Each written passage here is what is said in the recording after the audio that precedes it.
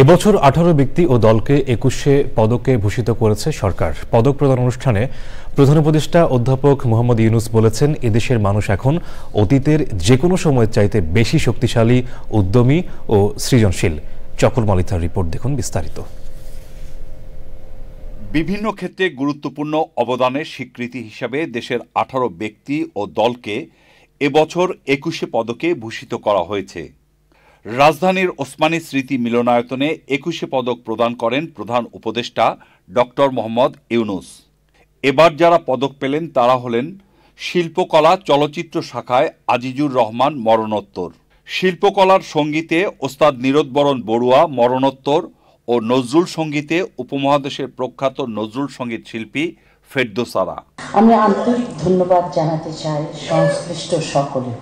আলোকচিত্রে নাসির আলী মামুন ও চিত্রকলায় রোকেয়া সুলতানা, সাংবাদিকতায় মাহফুজুল্লাহ মরণোত্তর এবং সাংবাদিকতা ও মানবাধিকারে ডক্টর মাহমুদুর রহমান, গবেষণায় মইদুল হাসান, সংস্কৃতি ও শিক্ষায় ডক্টর শহীদুল আলম, শিক্ষায় ডক্টর নিয়াজ জামান, সমাজসেবায় মোহাম্মদ ইউসুফ চৌধুরী মরণোত্তর, ভাষা এবং সাহিত্যে প্রেম ও দ্রোহের কবি হেলাল হাফিজ মরণোত্তর ও শহীদুল জহির মরণোত্তর, বিজ্ঞান ও প্রযুক্তিতে মেহেদী হাসান খান, রিফাত নবী ও মোহাম্মদ তানবিন ইসলাম সিয়াম ও সাবাব মুস্তফা, এবং ক্রীড়া বিভাগে বাংলাদেশ জাতীয় নারী ফুটবল দল।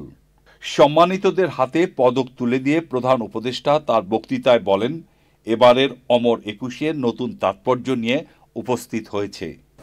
দেশের পরিবর্তিত পরিস্থিতিতে এবারের অমর 21শে নতুন তাৎপর্য নিয়ে আমাদের সামনে উপস্থিত হয়েছে।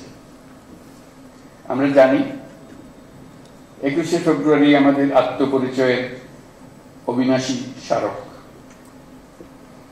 আমাদের স্বাধিকার চেতনার প্রাণ প্রবাহ 21শে ফেব্রুয়ারি। তরুণ প্রজন্মের নতুন বাংলাদেশ গড়ার কথা বলেন তিনি।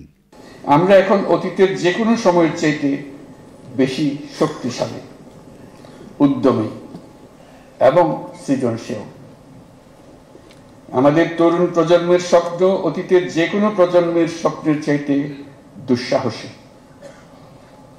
তারা যেমন নতুন বাংলাদেশ সৃষ্টি করতে চায়, তেমনি একই আত্মবিশ্বাসে নতুন পৃথিবীর সৃষ্টি করতে চায়। জাতীয় পর্যায়ে অনন্য অবদানের স্বীকৃতি হিসাবে 1976 সাল থেকে 21শে পদক দেয়া হচ্ছে। চকর মালিথা, চ্যানেল আই, ঢাকা।